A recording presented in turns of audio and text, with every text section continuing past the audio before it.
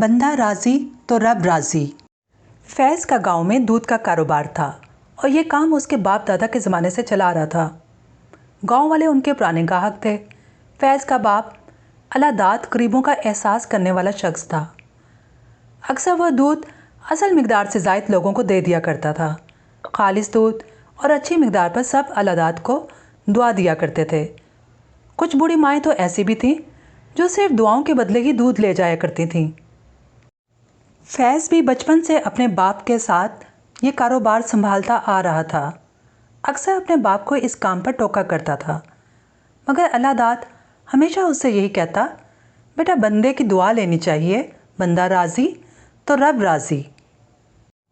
افسوس، اللہ داد ایک رات ایسا سویا کہ صبح اٹھ نہ سکا۔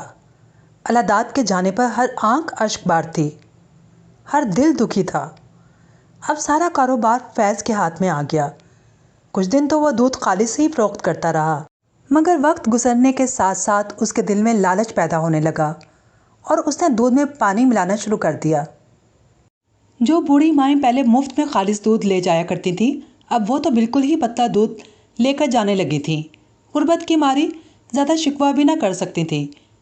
گاؤں کے لوگوں نے فیض سے ملاوٹ کیے گئے دودھ کی شکایت شروع کر دی، مگر فیض ایک کان سے سن کر دوسرے کان سے نکال دیتا۔ اب وہ کافی امیر ہو چکا تھا اور مال مویشی بھی کافی جمع کر لیے تھے۔ لالچ نے اسے اس قدر اندھا کر دیا تھا کہ اب اسے دعا اور بد دعا کی بھی پرواہ نہ ہوتی۔ برسات کا موسم شروع ہوا تو فیض کی تو باچیں کھل گئیں۔ ارے واہ، اب زیادہ سبزہ اگے گا اور میری گائے بھینسیں زیادہ چارہ کھائیں گی اور زیادہ دودھ دیں گی۔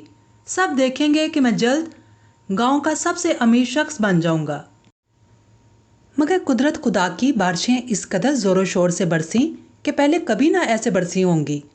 ہر طرف سیلاب ہی سیلاب نظر آتا تھا جو فیض کے تمام مال مویشی بہا کر لے گیا۔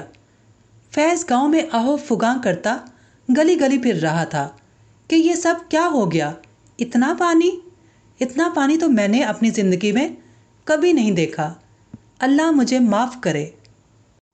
ایک بزرگ نے سنا تو وہ بولے، یہ وہی پانی ہے جو تم دودھ میں ملایا کرتے تھے۔ اب اسے اپنے باپ اللہ داد کی بات یاد آ رہی تھی، بندہ راضی تو رب راضی، اور یہاں وہ اپنے لالچ میں بندے بھی اور رب بھی ناراض کر بیٹھا تھا۔ سچ کہا ہے، لالچ انسان کو برباد کر دیتا ہے۔